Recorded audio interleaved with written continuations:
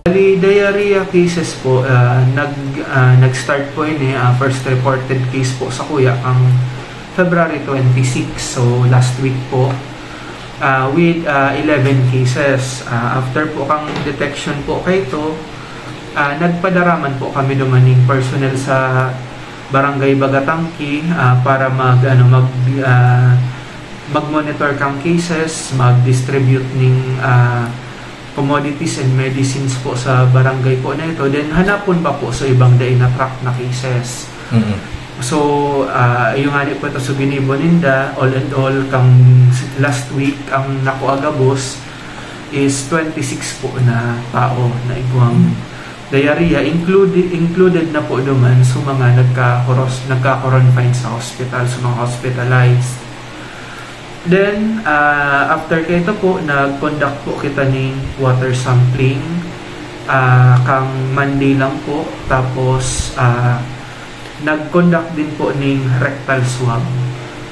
Bali po, kang kunyan po, then recently may nadagdag po hanggang sa nag-total po gabos na cases na to 33 cases. Po. So, as of yesterday po, ang active case pa naman lang po is 4 na tao naman lang po. The rest, recovered naman po. Ayun.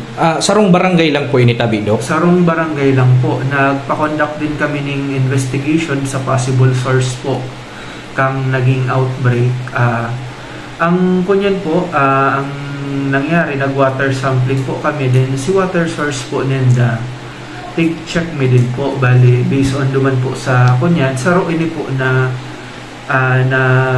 I'm not sure kung anong material ito. So, black na tubings baga po, na tubo na may gripo. Then si water source na po kay ito is sarong spring, natural spring. Then based on sa result kang test, pero dahil ko pa na ipapako ako pa lang sa official result. Pero based on sa information na nakuami po duman sa nag-test, E. coli na po, so present duman.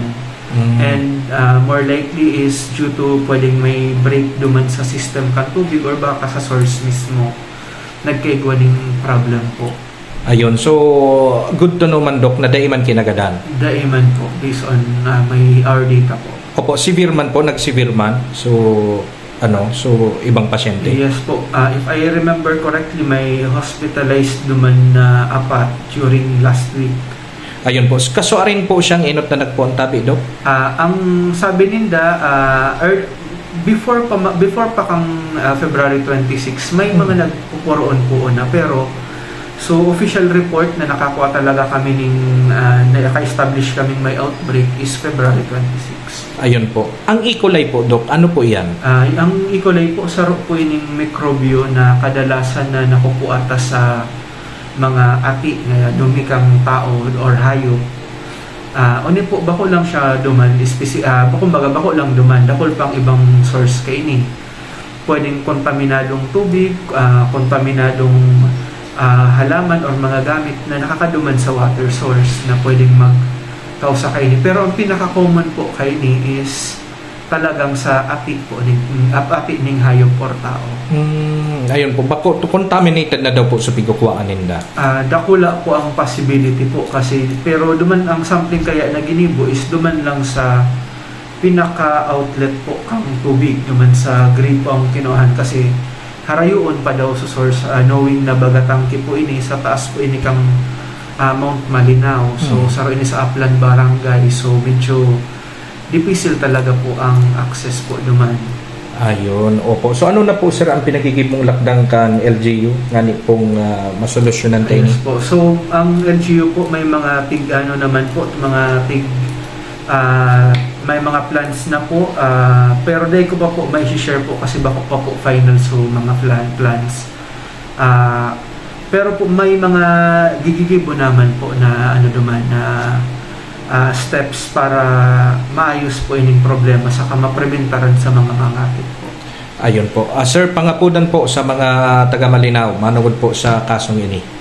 So, bali po kung ngunyan baga po, nagbabago na ang panahon, mapuo na ang tig-initan. So, nagbabago na ang level kang tubig na sa mga source ta.